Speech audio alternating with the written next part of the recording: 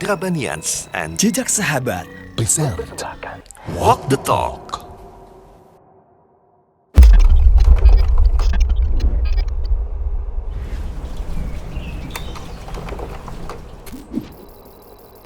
Samase, it's different. Bismillah, Assalamualaikum warahmatullahi wabarakatuh. Alhamdulillah, wassalatu wassalamu ala rasulillah wa ala alihi wa sahbihi ajmain amma ba'd. Brothers and sisters Drabanians dan sobat-sobat jejak sahabat. Sahabat. Spesial ya, Masya Allah. Senang sekali kita kembali bisa berjumpa, bukan kembali ya, ini perdana ya. Perdana kita berjumpa di program kolaborasi antara Majelis Drabanians dan juga Jejak Sahabat Bandung. Kita bikin program kolaborasi untuk bisa menebar manfaat. Kita buat sebuah program dengan tajuk Walk the Talk. Kita akan mengamalkan apa yang telah kita pelajari insya Allah ta'ala. Baik, dan senang sekali kita pada perdana ini saya bersama sahabat saya, senior saya, Ayah Doni. Sehat ya? Alhamdulillah. Bisa matching begini ya, Masya Allah. Ya, kita kehadiran dua guru kita, Masya Allah. Al-Ustadz Muhammad Syar'i, hafidhahullah ta'ala, dan juga Al-Ustadz Abdullah Amir Maratan, hafidhahullah ta'ala. Assalamualaikum, Ustadz. Sehat ya? Masya Allah. Gimana? Antuma, sehat Antuma? Antuma sehat, Ustadz. Ayah sehat? Seger ya? Seger. Deg-deg sering gitu ya, perdana begini. Baik, brother, sister, dan juga sobat-sobat sekalian, kita akan membahas sebuah tema nih. Nggak terasa, kita telah memasuki bulan Muharram ya. Bulan Muharram ya. Bulan Muharram, dan Ustadz mohon izin kita telah mengadakan sebuah interview nih, dan kita akan coba simak beberapa saat, kita akan lihat sejenak saja. Nama Ali Nugraha. Nama Bintang. Rendra. Lu tahu tahun baru nggak? Tahu. Tahu.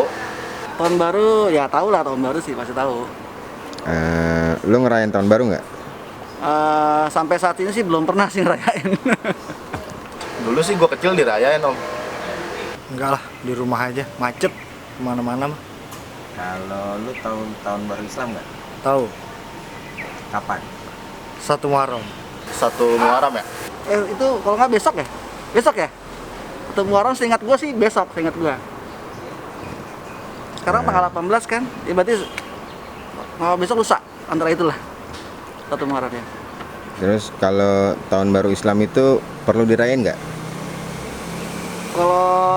Kalau yang besar-besaran sih menurut gue sih ya nggak perlu ya sebenarnya sih.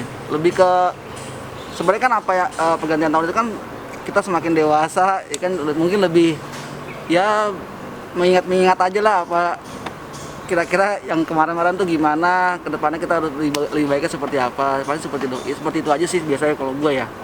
Rayain, Om. Dulu kan di kampung ada acara keliling-keliling pawai obor tuh sambil sholawatan. Terus juga biasanya kalau di keluarga tuh ada puasa dulu kalau nggak salah deh. Apa setelah tahun baru gitu, gue lupa. Ya biasanya kalau deket rumah gua tuh pada maulid, pada baca sholawat, ngaji. Ada juga yang arak-arakan keliling.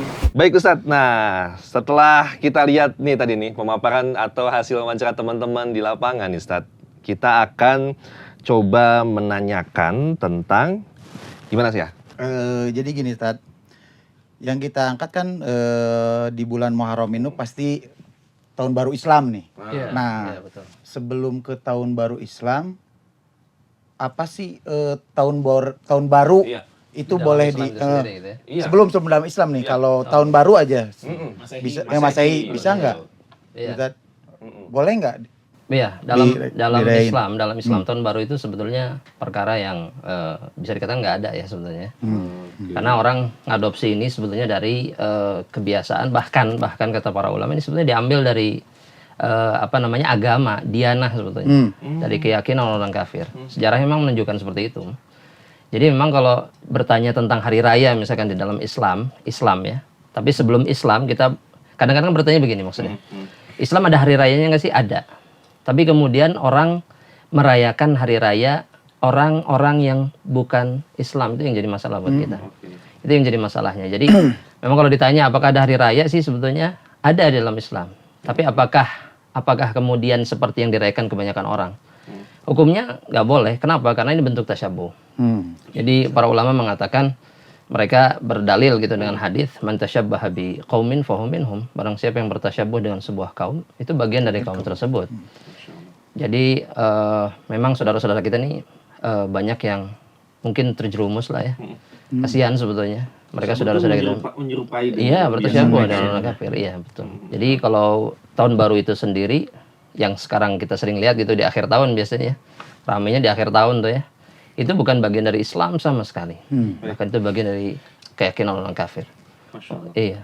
Baik nih ya, dan sebelum pembahasan selanjutnya kita akan coba paparkan nih ya teman-teman sekalian.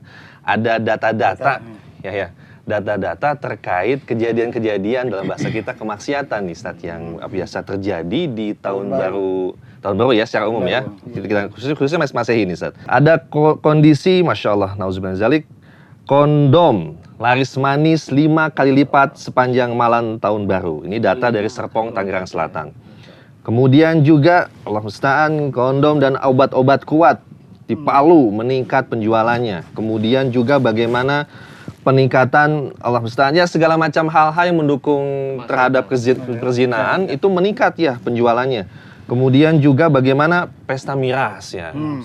Ya. Pasti berujung tawuran. Habis tawuran nauzubillah banyak sekali. Walhasil adalah data-data yang ini Ustadz menunjukkan bahwa ya ini sebuah fakta bahwa ternyata ya kemaksiatan meningkat berkali lipat di saat tahun baru. Nah, gitu. Baik, dan nah Ustadz ini menariknya tentang bagaimana sejarah asal usul tahun baru tuh mungkin Ustadz bisa jelaskan Ustadz ke teman-teman Ustadz. Awal mulanya bagaimana Ustadz? Tahun baru benar. Tahun baru ya. Tahun baru tadi Ustadz Abdullah jelasin juga ya. Bahwa memang sejarahnya dari orang kufar ya, orang Romawi. Dia punya dewa apa? Janus, betul. Janus yang mukanya 2, depan ada, belakang ada. Ya sebagai lambang aja bahwa tahun baru tuh ke depan dan ada yang ke belakangnya dan selainnya. Dan kaidahnya tuh sebenarnya setiap perayaan itu pasti dibangun di atas ideologi. Pasti ada ideologinya, ada sesuatu di situ. Mungkin ada yang bilang, Ustadz, Ana sih kalau ikut tahun baruan ya 1 Januari gitu ya, Ana nggak ngapa-ngapain. Kita cuma ya happy fun aja. Iya, gitu. Barbekyuan doang paling. Nggak sampai mabok-mabokan deh gitu kan. Kambing guling gitu. Nah, gitu doang. Nah, itu gimana gitu. Jawabannya tuh ada sebenarnya dalam hadis Rasulullah dalam hadisnya Anas. Begitu Rasulullah SAW itu datang ke Madinah dan Rasulullah SAW tuh ngelihat bahwa orang-orang di Madinah tuh punya 2 hari raya. Ya. Dan Rasulullah SAW tuh langsung nanya ya, "Ma hadzal yauman?" Ini hari apa nih yang kalian meraya ini hari apa? Orang-orang situ bilang kunna nal'abu fihi ma fil jahiliyah. Ya kita senang-senang aja di waktu jahiliyah di hari-hari ini. Faqala Rasulullah SAW, "Innallaha qad abdalakum bihi ma khairan minhuma." Allah punya ganti yang lebih baik daripada hari raya yang kalian lakukan. Idul Fitri dan Idul Adha. Nah, padahal nih kalau kita lihat lagi dalamnya, orang Madinah dasarnya mereka itu nggak punya hari raya apa-apa. Mereka impor tuh 2 hari raya tersebut dari Persia. 2 hari raya tersebut disebut hari raya apa? Mihrajan sama Nairuz. Ya kan? Ini ada ideologinya gitu loh. Nairuz dan Mihrajan dilakukan di Persia mungkin ada apa namanya? Ya, peribadatan mereka lah. Betul. Tapi di Madinah cuma main doang. Betul. Tapi boleh nggak sama Rasul? Tetap nggak boleh. Padahal main doang. Nggak sama Persia, nggak. Main aja Rasul. Nggak boleh kata Rasul. Ini juga sama. Ente kalau punya rasa untuk merayakan tahun baru yang ini nih, yang punyanya orang-orang yang justru kufar, ya boleh juga. Hatta ente nggak sampai mabok-mabokan, nggak sampai trompet-trompetan, nggak sampai yang lain, tetap nggak boleh. Dan ini masalahnya di hati juga sebetulnya. Sudah di hati. Dan ini membahayakan keimanan juga sebetulnya, tanpa disadari. Karena ketika seseorang sudah memberikan wala kecintaannya kepada orang kafir, maka ini akan menggiring keimanan yang dalam hatinya untuk sedikit demi sedikit terkikis keimanannya kepada Allah, kemudian mengikuti apa yang menjadi keyakinan orang kufar. Makanya memang kita harus ngingetin saudara-saudara kita gitu ya. Jadi kupur tanpa sadar gitu kan. Bisa tergiring gitu, bisa tergiring untuk melakukan itu. Iya, untuk melakukan kufuran. Ya kita lihat buktinya gitu, sekarang orang-orang mulai bertambah gitu kekeliruannya dalam tahun baru kan. Bukan hanya saja maksiat, mungkin mengarah kepada kemusyrikan dan yang lain sebagainya gitu. Oh, Ustaz. Next kita akan melihat tayangan berikutnya, pertanyaan dari teman-teman di lapangan, silakan. Selanjutnya, kan tadi udah disebutin nih bahwa tahun baru itu dari kupar nih, produk kupar nih. Nah sekarang gimana nih kalau kita ngerayain tahun baru Islam? Nah, Masya Allah. kan pasti ada pertanyaan itu kan. Kaum kufar nggak boleh nih jelas. Perayaan kufar, masa kita ikutin. Nah, kalau tahun baru Islam gimana nih? Iya. Tahun baru Islam. Ini lagi hype justru nih sekarang. Iya, Karena kita masuk Muharram. Sebentar lagi. Kita lagi Ustaz, Masya Allah. Masuk Muharram. Tahun baru Islam tuh ya, dimulai dari Muharram itu sebenarnya dimulai dari zamannya Umar bin Khattab radhiyallahu anhu. Dimulai dari zamannya siapa? Umar bin Khattab radhiyallahu anhu. Kalau di zamannya Umar udah dimulai tahun baru Islam dari Muharram, berarti di zaman Umar tuh ada siapa aja? Sahabat saja. Ada Utsman, ada Ali, ada Abu Hurairah, ada macam-macam. Oke, tinggal tarik aja. Emang kita doang yang ngelewatin satu Muharram? Dia pada nggak lewatin satu Muharram. Dia ngelewatin juga satu Muharram. Tapi kita lihat respon dia di satu Muharram gimana? Respon mereka para sahabat di satu Muharram itu gimana?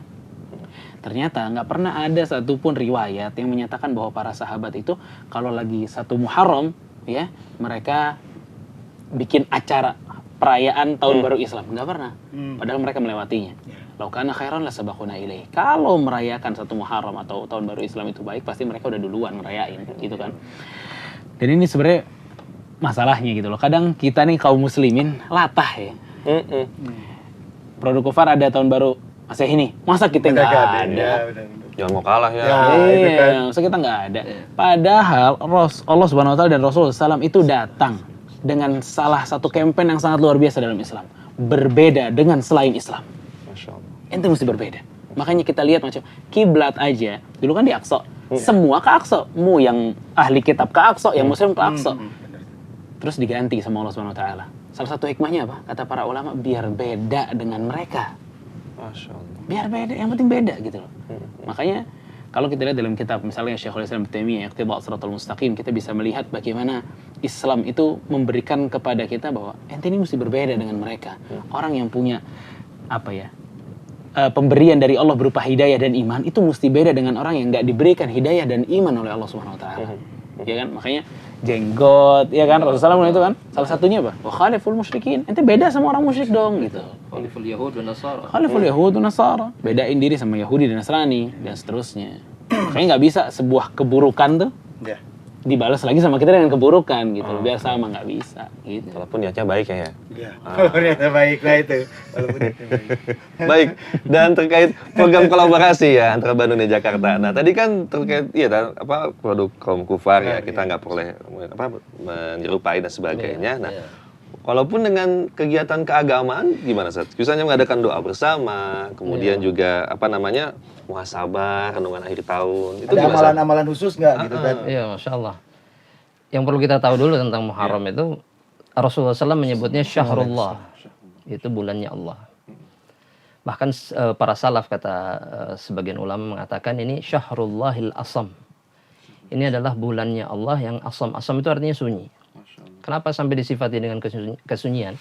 Karena salafun as-salih itu ketika berada di bulan ini, mereka betul-betul mengagungkan bulan ini dengan ibadah. Ada ta'zim memang. Sebagaimana Allah Subhanahu wa taala mengagungkannya di dalam Al-Qur'an, bahwasanya minha arba'atun hurum kata Allah dalam surat At-Taubah. Di antara 12 bulan itu ada 4 bulan yang haram. Artinya ada ta'zim. Kemudian Ibnu Abbas sampai mengatakan dosa-dosa di dalamnya dilipat gandakan, pahala juga dilipat gandakan. Maka artinya seseorang ketika berada di bulan ini, kalimat yang pertama muncul di benaknya harusnya ibadah. Tapi masalahnya, ibadah itu kan ada aturannya kalau dalam Islam. Artinya istilahnya para ulama itu tauqifiyah istilahnya. Jadi memang ada tuntunan, kita hanya ngikutin aja gitu. Nah, seperti pertanyaan Ayah Doni tadi ya. Apakah ada sih amalan kayak tadi doa Zikir akhir tahun dan segala macam? Pertanyaannya sederhana sebetulnya. Apakah ini kita dapatkan dari Rasulullah SAW itu enggak? Gitu. Dan jawabannya pun sederhana. Ketika dijawab, oh tidak, enggak ada Ustaz. Maka jawabannya, jika tidak datang dari Rasulullah SAW, lantas siapa yang kita sedang ikuti sekarang? Berarti selain Rasulullah SAW. Dan Rasul sudah wanti-wanti itu. Rasul sudah bilang, man amila amalan laisa alaihi amruna fahuwa rad, kata Rasulullah SAW. Barang siapa yang melakukan sebuah amalan yang tidak ada aturan kami di dalamnya, tidak ada tuntunan kami, dia tertolak. Ya. Makanya kalau ada doa akhir tahun, kadang ada yang sedekah di 10 Muharram misalkan ya kepada anak-anak yatim. Kan sampai disebut lebaran anak yatim istilahnya ya. lebarannya anak yatim itu setiap hari sebetulnya. Kalau kita sadar bahwasanya Rasul bilang mengusap kepala mereka sallallahu alaihi wasallam itu melembutkan hati. Iya, subhanallah sebagaimana dalam riwayat Imam Ahmad. Jadi memang subhanallah kita perlu inilah bebenah lah gitu ya dalam masalah bulan Muharram ini. Tapi intinya ibadah yang banyak. Secara umum. Rasulullah SAW bilang afdhalus shaumi ba'da Ramadan. Saum yang paling terbaik setelah Ramadan itu saum syahr Muharram. Ya. Syahrillahil haram, yaitu syahr Muharram. Subhanallah. Nah, tadi kan Ustadz mungkin itu puasa nih. Puasa. Nah, puasa di bulan Muharram kan itu ada puasa Asyura gitu. Gimana nih? Oh, Masya Allah. Puasa Asyura Iya, ya. Asyura. Asyura. Disebut Asyura karena di hari ke-10 ya. Masya Allah. Ini sebetulnya hari, kata Rasulullah SAW, hari di mana Allah Subhanahu wa taala memberikan kemenangan kepada Nabi Musa. Ya, makanya subhanallah Rasulullah SAW ketika ke kota Madinah, kan banyak orang Yahudi itu di kota Madinah pada saat itu. Ketika hijrah beliau melihat bahwasanya orang Yahudi itu berpuasa di hari ini. Ketika ditanya oleh Rasulullah SAW, kenapa kalian berpuasa di hari ini?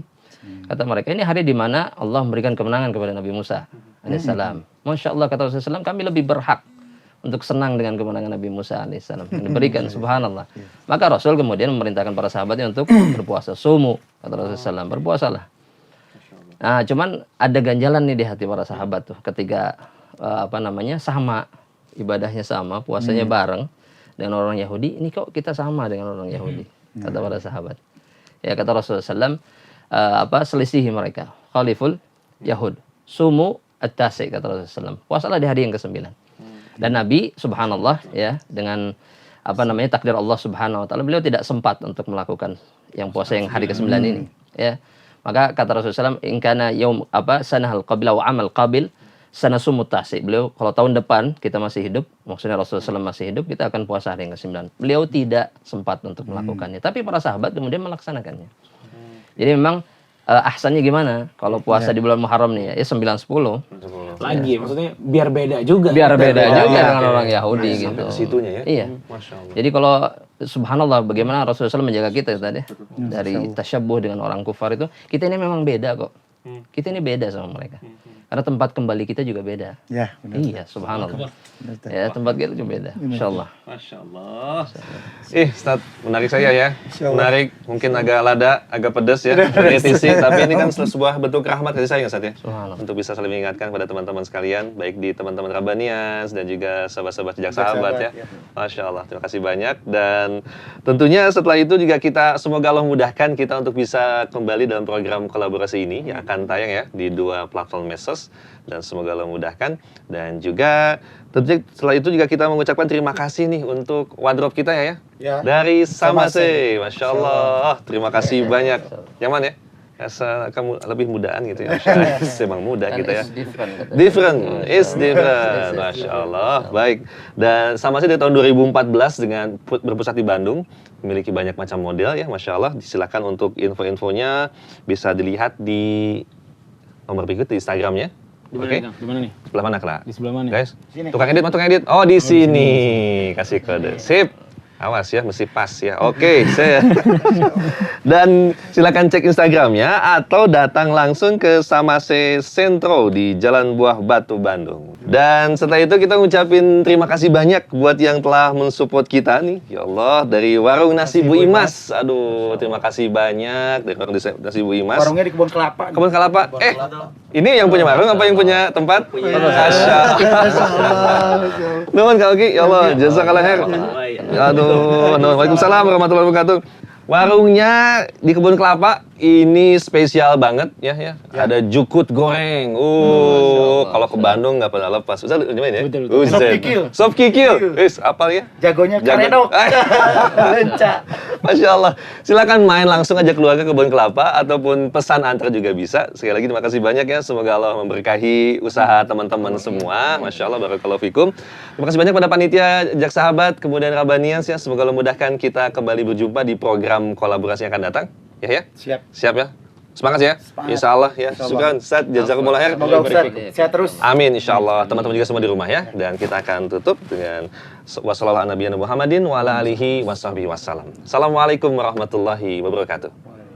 Nah, Ya, Masya Allah. Masya Allah, ya Allah. Ah, enteng, Kosong ya.